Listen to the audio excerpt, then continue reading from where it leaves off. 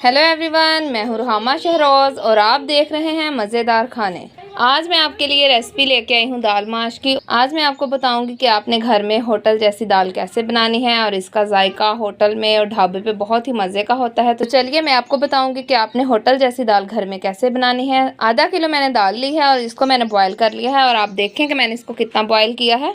और ये देखें आप लोग कि मैंने इसको कितनी अच्छी तरह से बॉईल कर लिया है और इसका जो पानी है वो आप लोगों ने वेस्ट नहीं करना। बॉल में आप लोग को पानी थोड़ा थोड़ा नज़र आ रहा होगा, अपने ज़रूरत के मुताबिक पानी डाल के उसे बॉईल करना है। अगर पानी ज़्यादा हो जाए तो आपने किसी बर्तन में अलग से पानी निकाल लेना है और वही पानी आपने बाद में दाल में यूज़ करना है। तो चलिए दाल बनाना शुरू करते हैं। जी तो फ्रेंड्स, आप देखें कढ़ाई में मैंने तेल डाल के 3 मेरे पास मीडियम साइज़ के प्याज थे जिनको मैंने काट लिया है और इसमें मैंने 2 प्याली तेल डाला है और अब इसको हल्का सा गोल्डन ब्राउन होने देंगे। ज़्यादा हमने नहीं करना। जब ये थोड़ा सा प्याज कलर चेंज कर लेगा तब हम इसमें लहसुन अदरक का पेस्ट डालेंगे। जी तो फ्रेंड्स, आप देखें प्याज का कलर चेंज होना शुरू हो गया है। अब हम इसमें डालेंगे लहसुन अदरक का पेस्ट और लहसुन अदरक का पेस्ट मेरे पास है 1 चम्मच और इसको अच्छी तरह से इसके साथ मिक्स करेंगे। और अब हम इसमें डालेंगे टमाटर। टमाटर मेरे पास 3 बड़े साइज़ के हैं जिनको मैंने इस तरह से काट लिया है और इसकी अच्छी तरह से हम बुनाई करेंगे तीनों चीज़ों की। और इसके बाद हम इसमें मसाले डालेंगे। मसाले में मेरे पास 1 चम्मच मेरे पास पिसा सूखा धनिया है,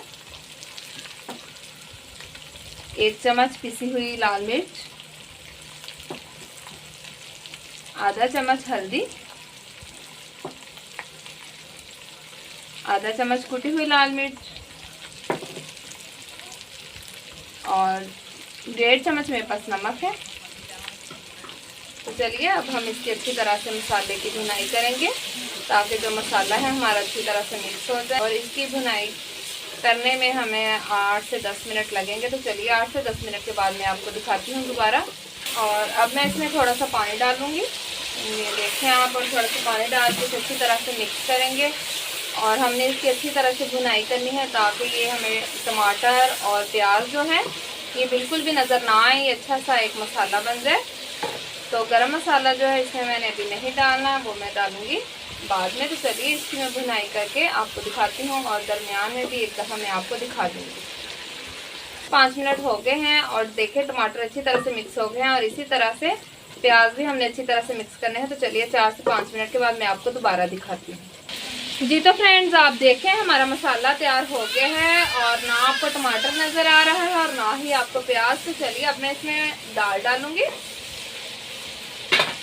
और कितनी अच्छी तरह से हमारी दाल गल गई है। इसको मैंने बॉईल किया था और ये देखें आप लोग, और आपने भी इसी तरह से इसको बॉईल कर लेना है ताकि ये अच्छी तरह से गल जाए।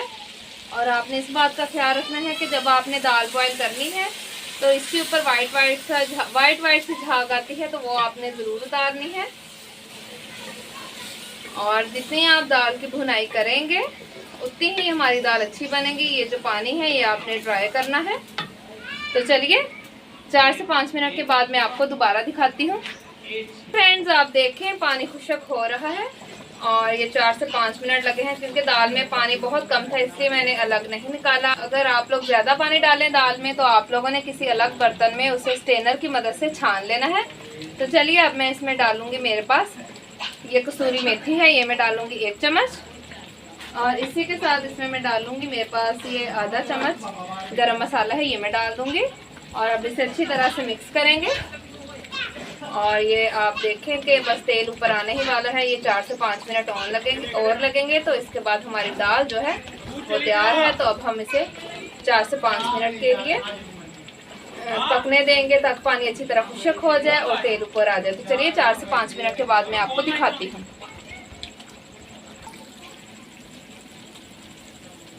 जी तो फ्रेंड्स, आप देखें हमारी दाल माश तैयार हो गई है और तेल भी ऊपर आ गया है। तो चलिए अब मैं एक बर्तन में डिश आउट करके आपको दिखाती हूँ।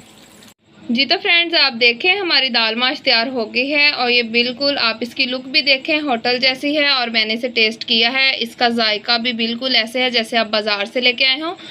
तो अब आपने मेरी इस रेसिपी को ज़रूर ट्राई करना है। तो कमेंट करके आपने मुझे ज़रूर बताना है कि मेरी ये रेसिपी आपको कैसी लगी। तो अब मुझे इजाज़त दें, मिलते हैं एक नई और मज़ेदार रेसिपी के साथ। तब तक के लिए खुदा हाफिज़।